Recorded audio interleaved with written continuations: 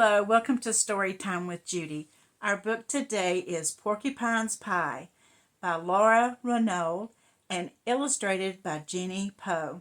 Well, Porcupine is getting ready to make her famous cranberry pie for the fall feast day, and she realizes that she doesn't have any water. So she decides to go find water, but on the way, she stops and checks out with her other animal friends to find out if they're making their famous dishes for the fall feast day. They all tell her no because they're lacking an ingredient. So she decides to share. But then something happens and it looks like Porcupine is not going to make her pie. Let's find out what happens. Porcupine prickled with excitement. It was fall feast day. Her mouth watered as she opened her pantry. 1 stick of butter, 2 handfuls of sugar, and 3 scoops of flour. In a pail, she had a pile of rosy red cranberries, just the right ingredients to make her famous cranberry pie.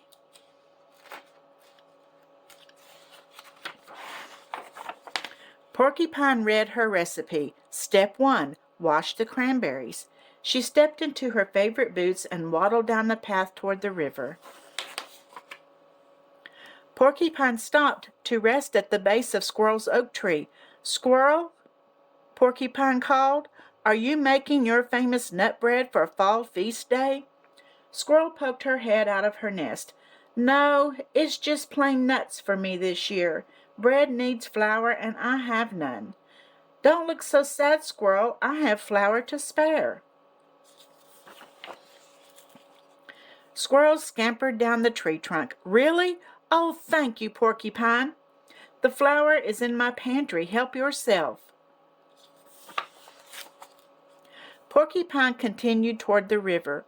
When she waddled at Bear's cave, she called, "Bear, are you making your famous honey cake for fall feast day?" Bear lifted his nose from a book. "No, it's just plain honey for me this year. Cakes need butter, and I have none." "Butter, you say? How much do you need?" "Only half a stick." "I have butter back in my den. Help yourself." Bear dropped his book and nearly gave Porcupine a hug. "Thank you, Porcupine." As Porcupine neared the river, Doe's thicket came into view. "Doe," Porcupine called, "are you making your famous apple tart for fall feast day?" Doe gracefully stepped out onto the trail. "No, it's just plain apples for me this year. Tarts need sugar, and I have none." "I'd be happy to lend you some sugar. Help yourself." Doe's bright eyes widened. "Porcupine, thank you.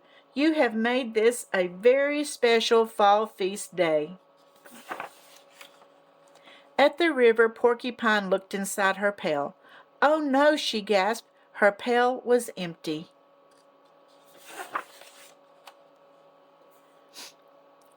And there she is, going back to her home. "Knock, knock, knock. Porcupine, are you making your famous cranberry pie for fall feast day?" "No," Porcupine answered. "It's just plain pie crust for me this year. I lost my cranberries and now I have none." She opened the door. Doe, Squirrel, and Bear had their famous culinary creations in one hand and an offering in the other. "Leftover nuts," said Squirrel. "A dribble of honey," said Bear. "A few extra apples," said Doe. "And a handful of cranberries," said Bear. "I could just hug you," Porcupine beamed. "If I can't make my famous cranberry pie, there's nothing better than a festive friendship pie." Well, they all worked together and they made the sweets that they needed to take to the festival, didn't they? She was kind enough to offer ingredients for all of theirs, and they repaid it, didn't they? I hope you enjoyed this little story, and I'll see you again tomorrow. And don't forget to like and subscribe.